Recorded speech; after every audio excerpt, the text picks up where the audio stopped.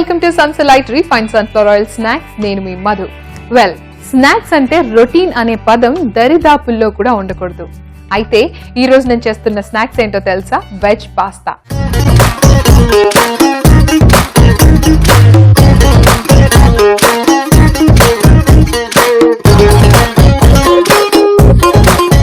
మరి veg pasta అంటే pasta ఎప్పుడు మనకి ఎక్కువ పాస్తా ఉంటుంది, కాకపోతే దాంట్లో వేసే ఇంగ్రీడియంట్స్ ఏవి కనిపించకుండా పేస్ట్ అంటే గ్రేవీ లాగా ఉంటుంది అనమాట. కానీ ఈ రోజు నేను ఫుల్ ఆఫ్ వెజిటేబుల్స్ కూడా ఎంచక్కా కనిపించేలాగా హెల్దీగా తినేలాగా తయారు చేస్తున్నాను. మరి వెజ్ పాస్తాకి కావాల్సిన ఇంగ్రీడియంట్స్ అన్ని మీరు ఒకసారి చూసేసేయండి, నేను అన్ని రెడీ పెట్టేసుకుంటాను. వెజ్ పాస్తాకి కావాల్సిన పదార్థాలు: 1 కప్ పాస్తా, బీన్స్, క్యారెట్ ముక్కలు, క్యాప్సికమ్ ముక్కలు, cheese, pizza sauce, tomato ketchup, ఉల్లిపాయ ముక్కలు, బటర్, మిరియాల పొడి, ఆలివ్ ఆయిల్, తగినంత ఉప్పు. ఓకే, ఫస్ట్ మనం స్టవ్ వెలిగించేసుకుందాం. ప్యాన్ పెట్టేద్దాం. నాకు ఎప్పుడు పాస్తా చేయాలి అంటే చాలా ఎక్సైటింగ్గా ఉంటుంది, ఎందుకంటే పాస్తాలో ఎప్పుడు డిఫరెంట్ వెరైటీసే ఉంటూ ఉంటాయి రొటీన్గా కాకుండా. అయితే ప్యాన్ పెట్టేసిన తర్వాత ప్యాన్లో మనము 1 స్పూన్ బటర్ వేసుకుంటాం, ఆలివ్ ఆయిల్,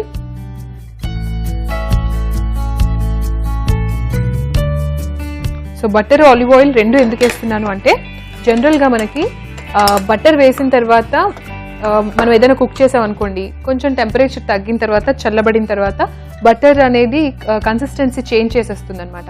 ఆయిల్ కూడా వేయడం వల్ల పాస్తా ఈజీగా తినేటప్పుడు కూడా చాలా ఈజీ ఫ్లోగా ఉంటుంది.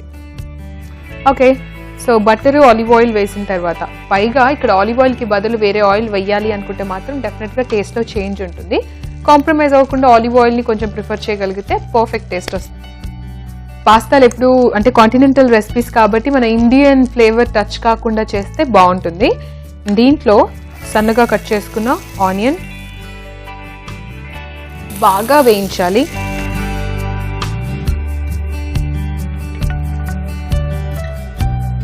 Full of vegetables. నాకు ఎప్పుడైనా కూడా ఏదైనా రెసిపీ తినాలి అంటే నాకు ఎక్కువ వెజిటేబుల్స్ నోటికి తగిలితే కానీ తిన్న సాటిస్ఫాక్షన్ ఉండదు. ఎన్ని రకాలున్నా నాకు మిక్స్డ్ వెజిటేబుల్ అంటే చాలా ఇష్టం. అందుకే ఈరోజు నేను వెజిటేబుల్ని కూడా అలా హ్యాపీగా తినేలాగా కట్ చేశాను అనమాట. సో ఆనియన్ కాస్త వేగిన తర్వాత బీన్స్ని కొంచెం డయాగ్నల్గా కట్ చేశాను. ఇది ఒక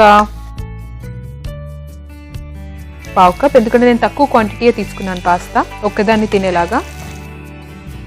సో ఫస్ట్ బీన్స్ ఎందుకు వేస్తున్నానంటే మిగతా వెజిటేబుల్తో కంపేర్ చేస్తే బీన్స్ కొంచెం ఎక్కువ టైం తీసుకుంటుంది ఫ్రై అవ్వడానికి.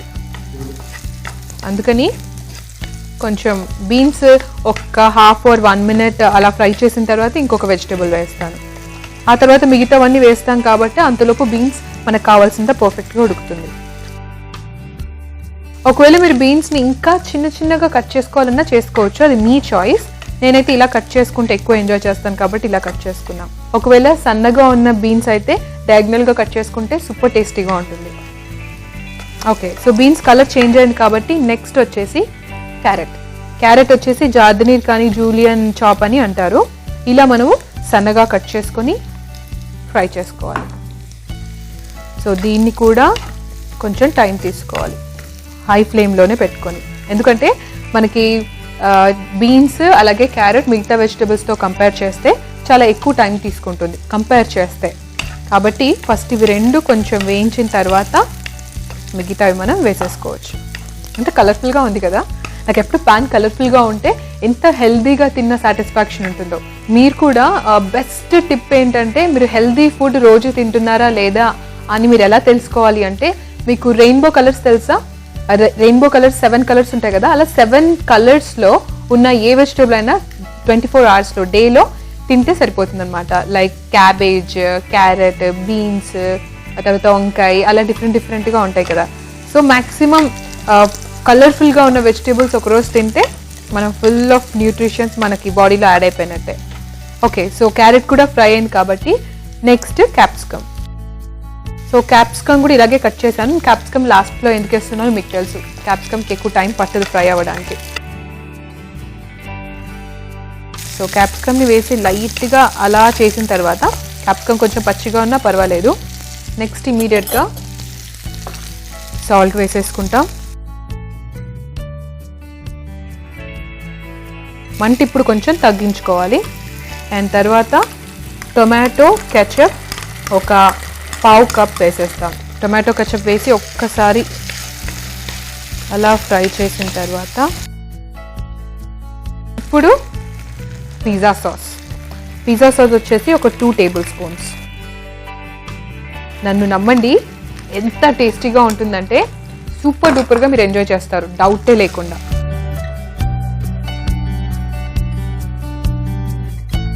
ఇప్పుడు ఇలా అయింది కదా, కొంచెం మిరియాల పొడి వేసిన తర్వాత ఒక్కసారి కలుపుకోవాలి.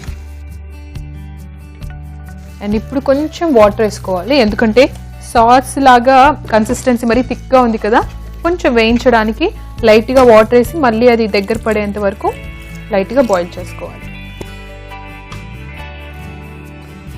అంటే ఇప్పుడు కొంచెం లైట్గా పెంచుకోవచ్చు, మీడియంలో పెట్టుకొని ఇది ఒకసారి కలుపుకున్న తర్వాత ఎక్కడ ఉండలుగా లేకుండా ఒకసారి చూసుకోవాలి.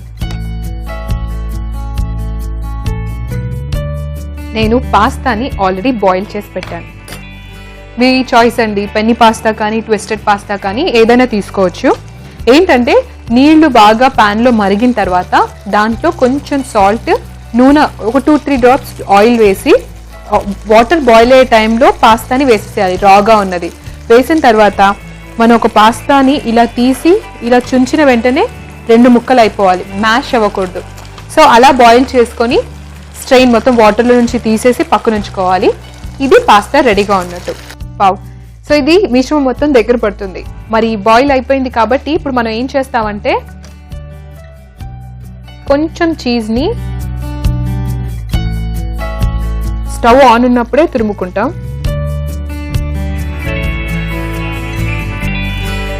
అండ్ ఇప్పుడు స్టవ్ ఆఫ్ చేసేసుకొని సర్వింగ్ ప్లేట్ ఏదైతే ఉంటుందో అది రెడీగా పెట్టి దాంట్లో ముందుగానే కుక్ చేసి పెట్టుకున్న పాస్తాని వేసేస్తాం.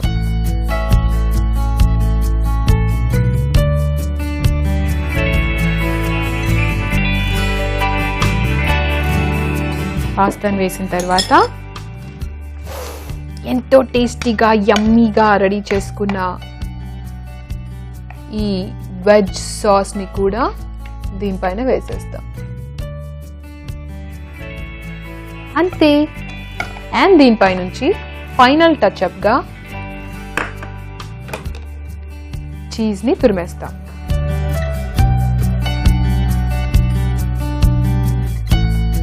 వావ్! ఎంత యమ్మీగా ఉందంటే ఇది హాట్గా ఉన్నప్పుడు తింటే ఇంకెక్కువగా ఎంజాయ్ చేయొచ్చు. మరి టేస్ట్ చేసేసేయాలి అంటే మీరేం చేస్తారంటే దీనికి కావాల్సిన ఇంగ్రీడియంట్స్ అలాగే ఎలా తయారు చేయాలో ఒక్కసారి చూసేసేయండి, వెంటనే టేస్ట్ చేసి పెడతాను.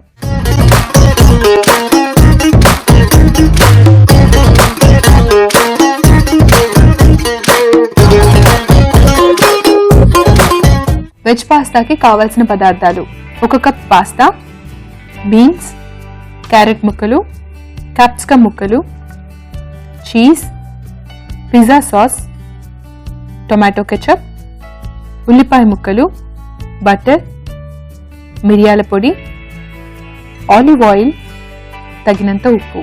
వెజ్ పాస్తా తయారు చేయడానికి ముందుగా స్టవ్ వెలిగించి పాన్ పెట్టి బటర్ కరగనివ్వాలి. ఆ తర్వాత ఆలివ్ ఆయిల్, ఉల్లిపాయ ముక్కలు, బీన్స్ ముక్కలు వేసి వేయించుకోవాలి. ఆ తర్వాత క్యారెట్ ముక్కలు కూడా వేసి వేయించాలి. ఇప్పుడు క్యాప్సికమ్ ముక్కలు, టొమాటో కెచప్, పిజ్జా సాస్, తగినంత ఉప్పు వేసి కొన్ని నీళ్లు పోసి బాయిల్ అవ్వనివ్వాలి. అందులో కొంచెం మిరియాల పొడి, ఆ తర్వాత చీజ్ తురుముకొని పక్కనుంచుకోవాలి. ఇప్పుడు ఒక సర్వింగ్ ప్లేట్ లో ముందుగానే ఉడికించి పెట్టుకున్న పాస్తాని స్ప్రెడ్ చేసి పైనుంచి ఈ మిశ్రమాన్ని పోసిన తర్వాత ఫైనల్ గా చీజ్ తురుముకొని వెంటనే వేడివేడిగా సర్వ్ చేసుకోవచ్చు. చూసేసారు కదా ఎలా తయారు చేయాలో? ఎగ్జైటింగ్ గా ఉంది కదా? ఇప్పుడు నాకుంటుంది ఇంకా ఎగ్జైట్మెంట్. ఆహాహాహా, ఓహోహోహో. కొంచెం సాస్ దీనికి బాగా పూసేసి ఒక్క వెజిటేబుల్ కూడా తీసుకొని బీన్స్ తీసుకుందాం.